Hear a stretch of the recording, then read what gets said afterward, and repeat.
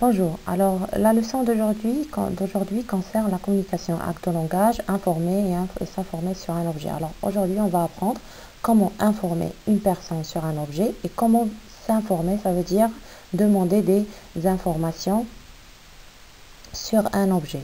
Le niveau concerné c'est la 5e année, l'unité 6, le monde de la technologie, les pages c'est 176 et 177. Pour les séances, c'est la séance 1, 2, 3 et 4. Pour le manuel utilisé, c'est mes apprentissages en français.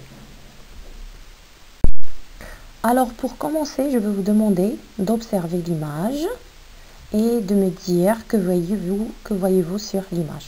Alors, bien sûr, pour commencer, je vois sur cette image une petite fille. Il y a une petite fille au coin avec deux personnes, deux grandes personnes. Et bien sûr, ils sont dans sa chambre parce qu'on voit un petit lit, une commode et tout ça. Et il y a un petit téléviseur, un mini téléviseur accroché sur le mur. Alors, accroché au mur. Alors, on passe maintenant aux questions de avant d'écouter l'audio qui concerne cette unité. Alors, observe bien l'image et réponds aux questions suivantes. Alors, la première question, qu'est-ce que tu vois sur cette image ? Alors, je vois sur l'image une petite fille avec une femme et un monsieur. La question numéro 2, qui peuvent être ces personnages? Alors, ces personnages peuvent être une fille avec ses parents.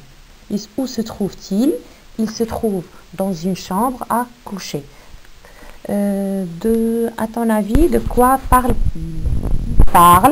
du petit mini téléviseur accroché au mur? Quel est l'objet accroché au mur? Alors, l'objet accroché au mur, c'est un mini téléviseur. Alors, je vous lis une autre fois. Alors, en ce qui concerne le contexte, en rentrant de voyage de chez sa grand-mère, Samira saute de joie en trouvant un mini téléviseur accroché sur le mur de sa chambre à coucher. Son papa et sa maman l'accueillent en souriant. Le papa. Samira, voici le mini téléviseur dont tu rêvais. Samira, mille merci, enfin, je vais plus vous déranger et je peux l'utiliser quand je veux et quand je veux. Le papa, tu sais Samira, un mini téléviseur ne doit pas être utilisé comme on veut et quand on veut. Samira, comment utilise-t-on un mini téléviseur? Je voudrais savoir plein de choses.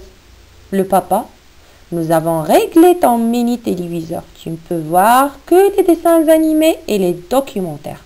Samira, et quoi encore papa? Le papa, tu ne peux pas l'utiliser après 8 heures. Samira, bien entendu papa. Et pour la console?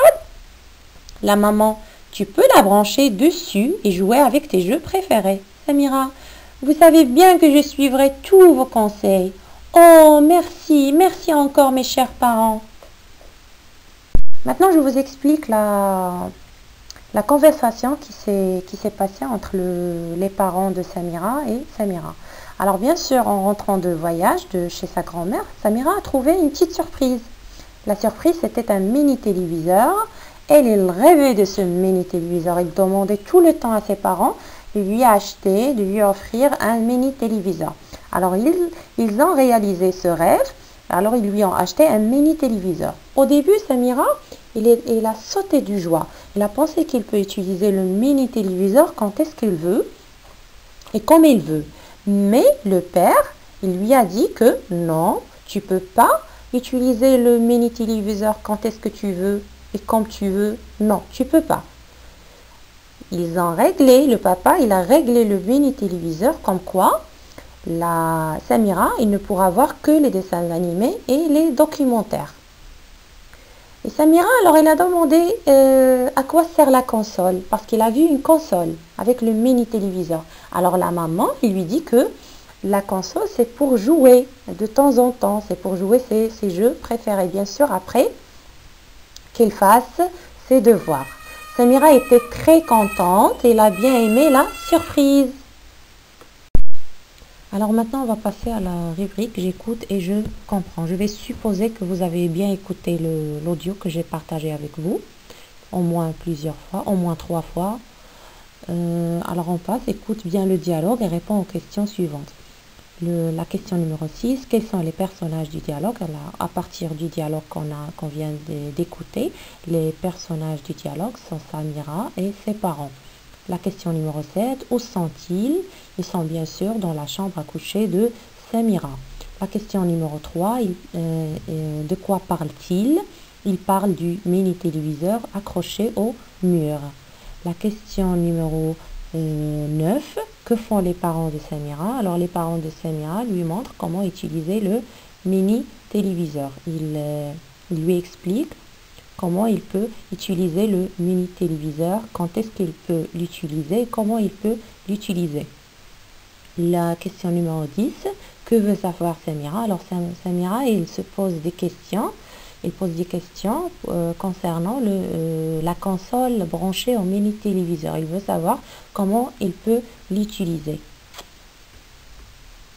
Alors maintenant, on passe à la rubrique J'exploite. Alors pour la consigne, observe les photos et donne le maximum d'informations à tes camarades sur les deux objets et toi des expressions de la boîte à outils. Alors vous devriez bien sûr utiliser la boîte à outils parce que dans la boîte à outils, on trouve des expressions qu'on peut utiliser pour donner des informations ou bien pour demander des informations. Ça veut dire pour informer ou bien pour s'informer.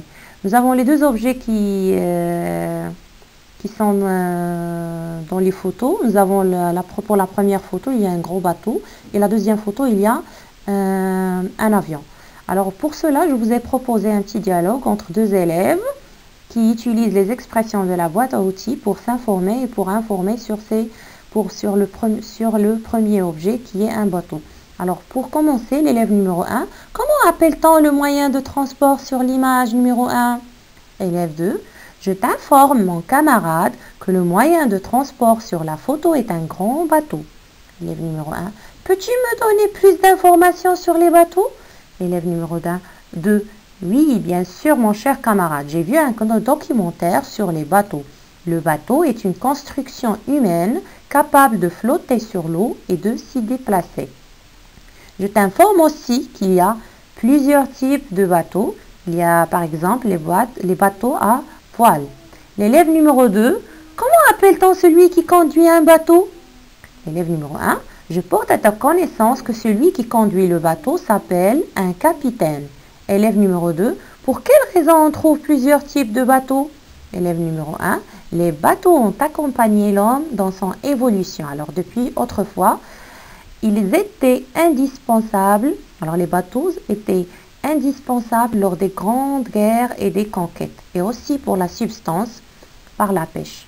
C'est pour ça qu'on trouve plusieurs types qu'on utilise pour pêcher. Alors il y a des bateaux consacrés pour la pêche, il y a des bateaux consacrés pour les voyageurs, pour voyager. Il y a même des bateaux consacrés pour transporter les marchandises.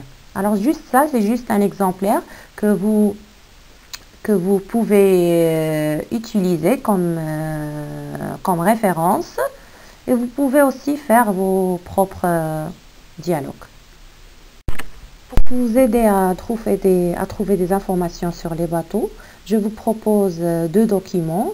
Vous pouvez les lire et bien sûr vous pouvez trouver des informations très importantes à poser pour s'informer et bien sûr pour informer sur les bateaux. Voici d'autres documents à utiliser pour s'informer et à informer sur les bateaux. Je vous ai proposé deux documents concernant les différents types de bateaux et concernant un bateau qui s'appelle le voilier. Alors vous pouvez les utiliser pour demander des informations et pour informer quelqu'un d'autre ou bien une autre personne sur les bateaux. Alors ici, je vous ai donné un autre exemple concernant l'avion. Alors pour s'informer et informer sur l'avion, l'élève numéro 1, ou bien un élève, il va dire « Sais-tu qu'un avion est un aéronef avec un moteur qui vole grâce à des ailes? Le pilote est un aviateur. » Alors on appelle le pilote un aviateur. L'avion atterrit et décolle généralement depuis une piste d'aéroport. Un autre élève, il va donner aussi des informations sur l'avion. Il va dire, Je te fais savoir, mon ami, aussi que certains avions à usage militaire peuvent aussi être basés sur des bateaux porte-avions. Alors, vous pouvez choisir d'autres informations et utiliser. Toujours, vous revenez à la boîte à outils pour d'autres expressions. Je vous propose quelques expressions à utiliser pour s'informer sur les fusées. Alors pour s'informer, qu'est-ce que c'est? De quoi s'agit-il? À quoi sert une fusée? Il se déplace grâce à quoi? Est-ce que la fusée vole à la même vitesse qu'un avion? Et aussi, je vous ai proposé des expressions à utiliser, bien des informations à utiliser pour informer vos camarades sur les fusées, comme quoi? C'est une fusée, elle sert à transporter des scientifiques dans l'espace. Elle se déplace grâce à un moteur qui a besoin d'une grande quantité de carburant. Non, la fusée est beaucoup plus rapide et beaucoup plus légère. Alors, ce que vous allez faire, c'est que vous allez, par exemple, lier la question, ça veut dire l'expression pour s'informer, avec l'information convenable. Alors, par exemple, qu'est-ce que c'est ou bien de quoi s'agit-il sur la photo? Alors, l'élève, il va répondre, ou bien ton camarade, et il va répondre, c'est une fusée. Lorsque tu poses la question à quoi sert une fusée, il va répondre, il sert à transporter des scientifiques dans l'espace. La question, il se déplace grâce à quoi? Alors vous allez répondre, il se déplace grâce à un moteur qui a besoin d'une grande quantité de carburant. Pour la question, est-ce que la fusée vole à la même vitesse qu'un avion? Vous pouvez répondre, non, la fusée est beaucoup plus rapide et beaucoup plus légère qu'un avion. Voilà. Alors pour ce qui concerne la rubrique j'exploite, la question numéro 2, alors tu vas t'aider des photos suivantes et de la boîte à outils pour formuler d'autres phrases similaires aux phrases qu'on a déjà faites pour s'informer et pour informer sur les fusées. Je vous ai donné quelques informations que j'ai trouvées sur Internet. Alors, un lanceur fusée, ça veut dire la fusée, c'est un véhicule qui se déplace dans l'espace grâce à un moteur fusée. Alors, vous pouvez faire une question, vous pouvez formuler une question, comme quoi, demander à votre camarade, est-ce que tu peux me donner des informations sur les fusées? Comme ça, vous pouvez utiliser d'autres phrases. J'ai donné d'autres informations. Une fusée décolle grâce à une force appelée action-réaction. Une autre information, c'est que pour aller dans l'espace, la fusée ne doit pas aller tout droit, mais tracer une courbe. Et ici, je vous ai donné une information concernant les parties de la fusée. Alors, les parties de la fusée, la fusée est composée d'une charge utile. Ça veut dire le matériel ou bien les personnes transportées. Il y a aussi le carburant nécessaire à la poussée à l'air nécessaire à la carburation. Une fois l'atmosphère est quittée, il y a aussi le moteur. Alors maintenant on passe à la rubrique je réemploie. Alors on va réemployer tout ce qu'on a appris aujourd'hui pour s'informer et informer sur les trains. Alors pour commencer, on va faire un petit jeu, un jeu de l'interview. Alors la consigne dit que tu dois donner des informations à une amie sur l'objet ci-dessous, qui est déjà un train, parce que la photo montre un train rapide. Pour cela, tu dois interviewer un responsable des chemins de fer. Alors prépare les questions que tu vas lui poser pour t'informer. Alors pour cela, je vous ai fait un petit exemple, juste pour le suivre, si vous voulez. Vous pouvez faire d'autres informations, vous pouvez utiliser aussi la boîte à outils, mais vous devez utiliser des expressions pour informer et pour s'informer. Alors pour l'exemple que je viens de citer, alors pour l'élève, alors le premier élève, ou bien la première élève, il va commencer par « Pourriez-vous, madame, m'informer sur les services qu'offrent les trains ?» Alors la responsable des chemins de fer, elle va répondre « Oui, bien sûr, mon petit garçon, ou bien oui, bien sûr, ma petite fille.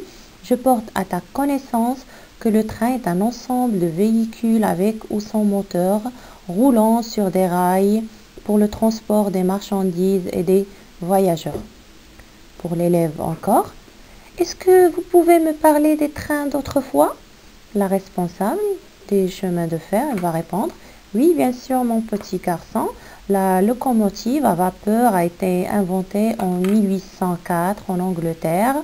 Après les trains à vapeur, on avait découvert les moteurs diesel et enfin le moteur électrique. Et aujourd'hui, les trains modernes peuvent avoir un moteur électrique et en même temps ou bien un moteur diesel.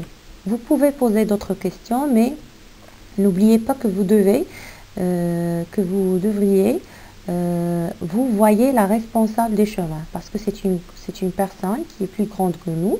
Alors on va utiliser le pronom personnel vous, mais elle, lorsqu'elle répond, elle va répondre en utilisant le pronom personnel tu, la deuxième personne du singulier.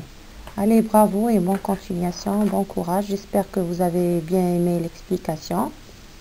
Bon courage.